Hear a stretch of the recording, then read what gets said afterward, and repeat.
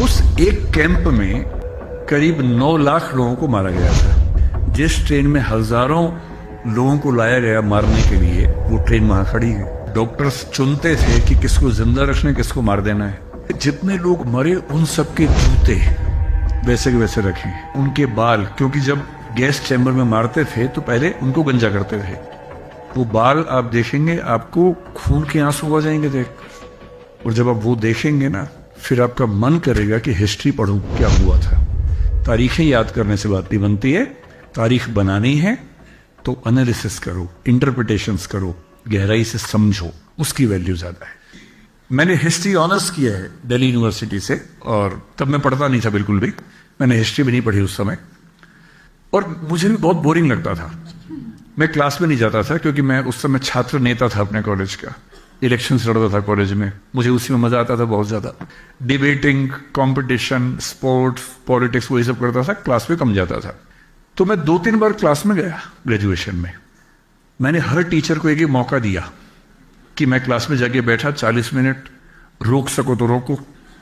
वो रोक ही नहीं पाए, फिर मैं गया ही नहीं कभी। तो मेरी कसौटी ये थी कि भाई तुम इतना अच्छा पढ़ाओ कि मेरा फिर आने का मन करे।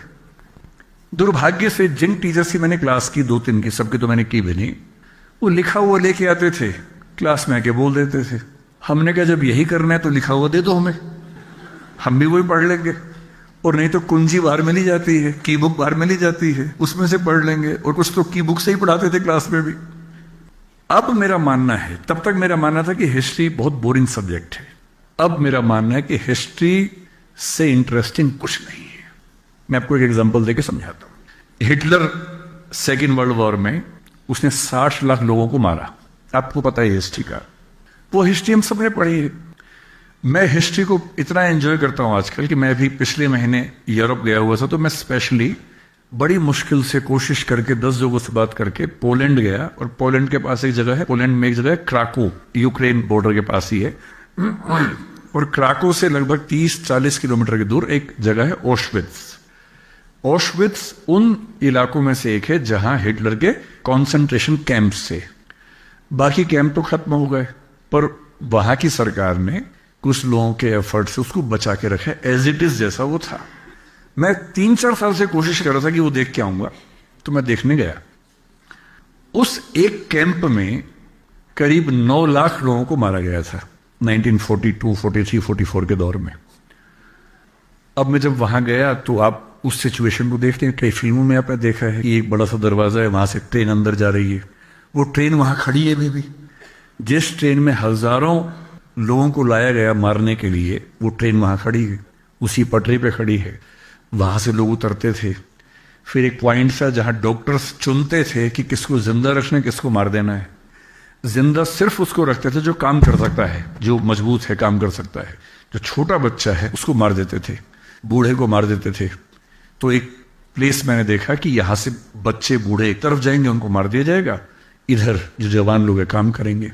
फिर वो चैम्बर्स देखे जहां एक छोटे छोटे इलाके में 20-20 लोग सोते थे, दड़बे की तरह बंद होके, जैसे पिंजरे होते वैसे रहते थे।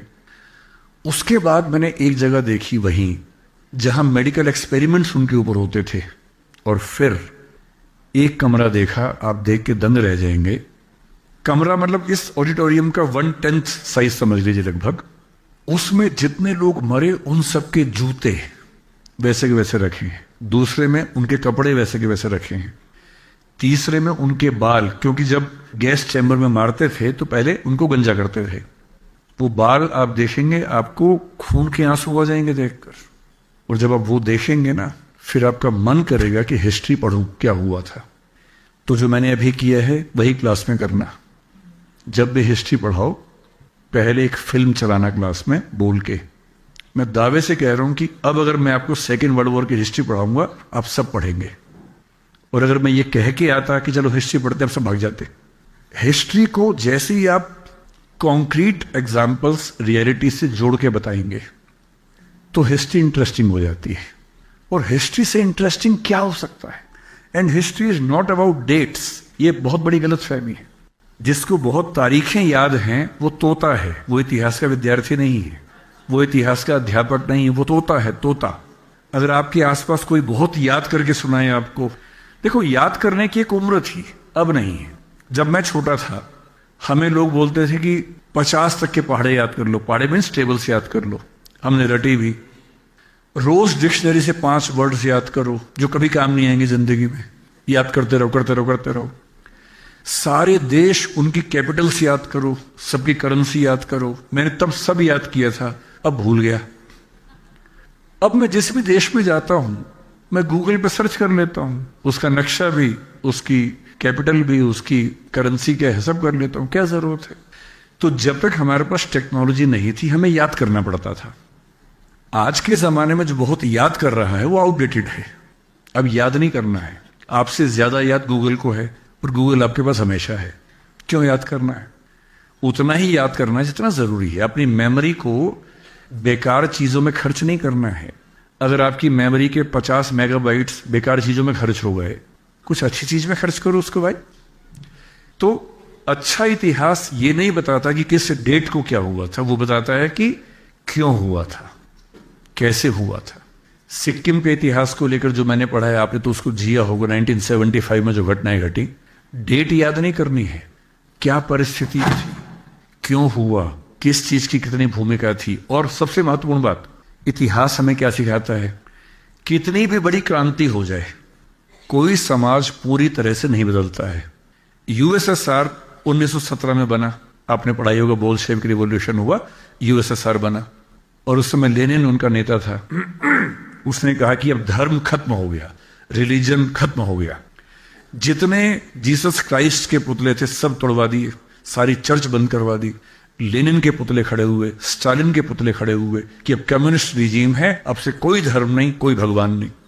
70-75 साल होते होते 1991 आते आते सोवियत संघ या यूएसएसआर का खेल पलट गया। जहां जहां लेनिन स्टालिन के पुतले थे लोगों ने वो हटा के फिर से चर्च खड़ी कर दी। इतिहास हमें यह सिखाता है कि आज हम जो हैं वो क्यों हैं। हमारा 99.99% हमारी ट्रेडिशन से आता है, हम तो उसमें 0.01% चेंज कर पाते हैं। और इतिहास में कितनी भी बड़ी घटना घट जाए पूरा नहीं बदलता है। एक अच्छा इतिहासकार ये स्टडी करता है कि क्या बदला, क्या नहीं बदला, क्या कॉन्टिन्यूटी है, क्या चेंज है। And if you are able to understand the process of continuity and change throughout the ages, then you are a good student of history, not the one who remembers all the dates. तारीखें याद करने से बात नहीं बनती है, तारीख बनानी है तो एनालिसिस करो, इंटरप्रिटेशंस करो, गहराई से समझो, उसकी वैल्यू ज्यादा है। And when you start reading history in such way, you start loving history, not liking, you start loving history. आपको हिस्ट्री से मोहब्बत हो जाएगी, इतना इंटरेस्टिंग विषय है। I hope I have been able to answer your question.